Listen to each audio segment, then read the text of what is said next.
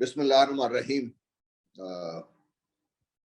اب ہم جائزہ ہمیں لینا چاہیے کہ جو مختلف رپورٹس آ رہی ہیں کہ پاکستان اور بھارت کے رابطے بیک ڈور ڈپلومیسی کافی عرصے سے جاری ہے، کچھ رپورٹس کے مطابق 2018 سے جاری ہے، اور ابھی حال ہی میں یہ اطلاعات بھی آئی ہیں جس کو یو اے ای نے کنفرم کیا ہے کہ پاکستان اور بھارت کے جو انٹیلیجنس چیفس ہیں وہ یو اے ای میں ملے ہیں۔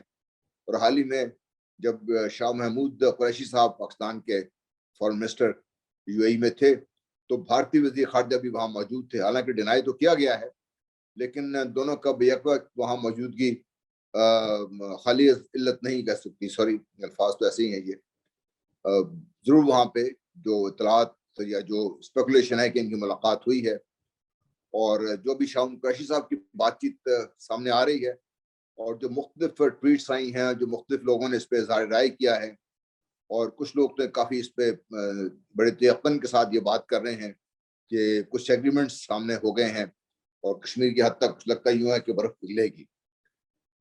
دیکھیے، پاکستان نے ہمیشہ امن کی بات کی ہے اور پاکستان نے ہمیشہ امن کی کوشش بھی کی ہے، اور سب سے بڑھ کر یہ کہ پاکستان کے اس خطے میں یا اس دنیا میں سوائے اس کے اور کوئی عزائم نہیں ہے کہ پاکستان کو ترقی کرنے دیا جائے اکنامکلی، اور کشمیریوں کو ان کا حق خود ارادیت دے دیا جائے جو ایک یو این کے مطابق ان کا ایک حق بھی بنتا ہے، اور یو این نے اس کی ان کو یقین دہانی بھی کرائی ہے، اور جو بھارت نے بھی سائن کیے ہوئے ہیں، بھارت بھی اس کے بارے میں، تو اس سے زیادہ پاکستان کے کوئی عزائم نہیں ہے اس خطے میں۔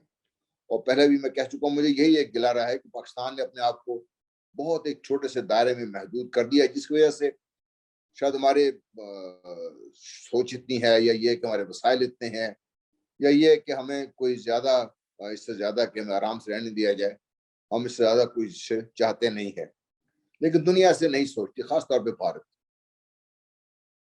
کشمیر کے لے کے جب ہم بات کرتے ہیں، میں نے پہلے جب یہ افغانستان کے بارے میں بات کر رہا تھا تو میں نے ایک بات کہی تھی کہ اگر بھارت جس طریقے سے امریکہ افغانستان سے نکل رہا ہے تو کون سی ایسی جگہ ہے جہاں سے وہ پھر اپنے مفادات کی حصول کر سکتا ہے، تو کشمیر ایک ایسا جغرافیائی طور پر ایک ایسا مقام ہے جہاں پر اگر امریکن آ کر بیٹھ جائیں تو وہ شاید افغانستان سے بھی زیادہ ان کو یوزفل ہوگا، کیونکہ ایک طرف وہ چین کے بڑھتے ہوئے رسوخ کو ناکام بنا سکتے ہیں، افغانستان میں نظر رکھ سکتے ہیں، روس کے ساتھ اگر کچھ کرنا چاہیں وہ کچھ کر سکتے ہیں، اور مغربی چین میں اگر وہ فساد پھیلانا چاہیں وہ کر سکتے ہیں، اور بھارت کو اپنے انگوٹھے کے نیچے رکھا جا سکتا ہے، پاکستان آف کورس کسی وقت بھی چاہے تو پاکستان کو بھی پاکستان کے بازو بھی موڑا جا سکتا ہے۔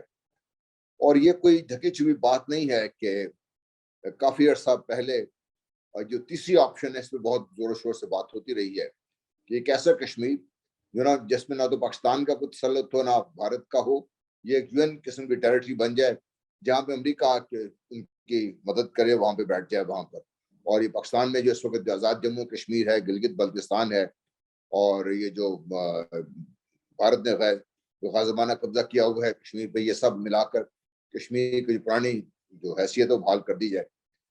اور یہ بڑے زور شور سے 90 کی دہائی میں یہ منصوبہ آگے بڑھایا بھی گیا تھا، لیکن اس کو آگے زیادہ پذیرائی نہیں ملی۔ اور یہ مت بھولیے کہ کشمیر کے اندر سیاسی جماعتیں ہیں، چند ایک جے کے ایل ایف ملک یاسین صاحب بھی خاص طور پہ وہ ہمیشہ سے اس کی حامی رہی ہے۔ تو یہ ایک ایسی عنصر ہے جو ہمیں ڈیولپ نہیں کرنا چاہیے۔ باقی جہاں تک کشمیر کا تعلق رہا، دیکھیے کیا بھارت تو پاکستان کے درمیان امن قائم ہو جائے گا؟ یہ پہلے ہی میں کہہ چکا ہوں، اور بہت سے سوالات میں نے چھوڑے تھے، میں آج بھی یہ کہنا چاہتا ہوں کہ یہ ممکن نہیں ہے، کیونکہ جنگ کشمیر کی نہیں ہے۔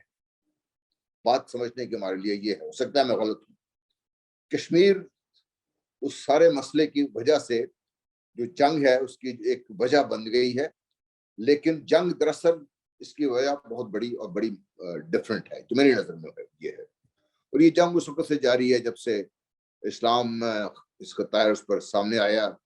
اسلام کی مخالف قوتیں ہمیشہ ہی اس کے خلاف برسر پیکار رہی ہیں، اور جب یہ اسلام بھارت میں پہنچا اور اس وقت سے لے کے آج تک ایک چیز جو ہمیں سمجھنی چاہیے کہ یہ ایک تاریخی پیکج ہے، ایک بہت بڑا ایک بیگج ہے جو بھارتیوں کے سر پہ مسلط ہے، خاص طور پہ ان کی جو اشرافیہ ہے یا جس کو میں برہمن زائنسٹ کے نام سے پکارتا ہوں.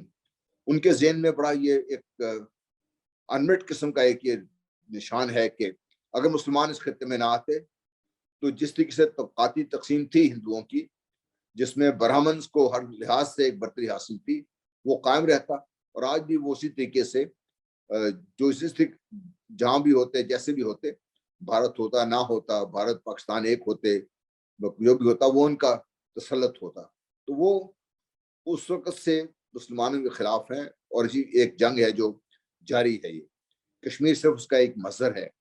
اگر بھارت 5 اگست 2019 سے جو ان کے جو اقدامات ہیں ان کو واپس لے بھی لے تو کیا کشمیریوں کو کیا مل جائے گا اس سے، سوائے اس کے کہ ان کی جو زندگی ہے تھوڑی اور آسان ہو جائے گی. گراؤنڈ پر تو کوئی سچویشن چینج نہیں ہوگی. بھارت کا تسلط اسی طریقے سے رہے گا، کشمیریوں کی زندگی اسی طریقے سے جن رہے گی. کشمیریوں کو اپنی جو جدوجہد ہے اس کی جاری رکھنی پڑے گی. تو یہ جو ہمارا ایک خواب ہے جس کو ہم کہتے ہیں کہ اگر امن ہو جائے تو بڑا ترقی کر جائے گا امن، تو امن ٹھیک میں کوئی نہیں دے گا آپ کو، خاص طور پہ پاکستان جیسے کمزور ملک کو. اور پاکستان کے اکنامکلی ترقی نہیں کی تو اس میں ہمارا بھارت پہ جو تعلقات ہے اس کا قصور اتنا نہیں ہے جتنا ہمارے اپنے نالاکیوں کا ہے. ہمارے ایگریکلچر ہم ترقی کر سکتے تھے، ہماری صنعتی ترقی بڑے زور شور سے جاری تھی، اس کو ڈیریل کر دیا گیا. پھر ہم نے ایک آئی پی پی کے ساتھ معاہدہ کیا جس کا خمیازہ ہم آج تک بہت رہے ہیں 90 کی دہائی میں بہت سارا. تو یہ سارا کچھ ہمارا اپنا کیا جا رہا ہے. اگر ہم یہی ٹھیک کر لیں تو شاید اکنامکلی پاکستان اتنے غلط پوزیشن میں یا اتنی کمزور حالت میں نہ ہو. اور یہ جو حالیہ جاری ہے، یہ جو ہماری ایک سیاسی کشمکش ہے، اس میں بھی ہمارا اپنے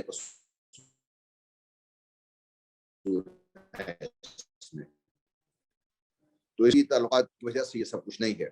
تو یہ ہماری سوچ تو ٹھیک ہے کہ امن ہونا چاہیے، یہ بھی ٹھیک ہے پاکستان کے عوام کا اور بھارت کے عوام کا ترقی کرنے کا حق ہے. لیکن کیا یہ امن ہمیں بھیک میں مل جائے گا؟ کیا جو ہم بات چیت کر رہے ہیں یا جو بھی قسم کا ایگریمنٹ کی، جیسا میں نے پہلے کہا بات چیت ہو رہی ہے، کیا وہ کسی طریقے سے پروان چڑھے گی؟ اگر 5 اگست 2019 سے پہلے والی پوزیشن بحال بھی کر دی جائے تو کیا پھر اسی طریقے سے جیسے پہلے ایک حادثہ ہوا اور یہ شاید تعلقات پہ دھڑام سے نیچے گر گئے، کیا وہاں نہیں پہنچ جائیں گے؟ تو کیا یو اے اس پوزیشن میں ہے کہ بھارت کو مجبور کر سکے یا پاکستان کو مجبور کر سکے؟ پاکستان کی تو خیر بات دوسری ہے کہ ہم بہت کمزور ہیں اکنامکلی، ہمارا توازن موڑا جا سکتا ہے. تو کیا یو اے بھارت کو مجبور کر سکتا ہے؟ نہیں. یو اے اگر یہ ٹاکس کروا رہا ہے تو کیا یو اے کا یہ انیشیٹو ہے؟ نہیں، یہ امریکہ کروا رہا ہے، کیونکہ امریکہ بھارت کو مضبوط دیکھنا چاہتا ہے.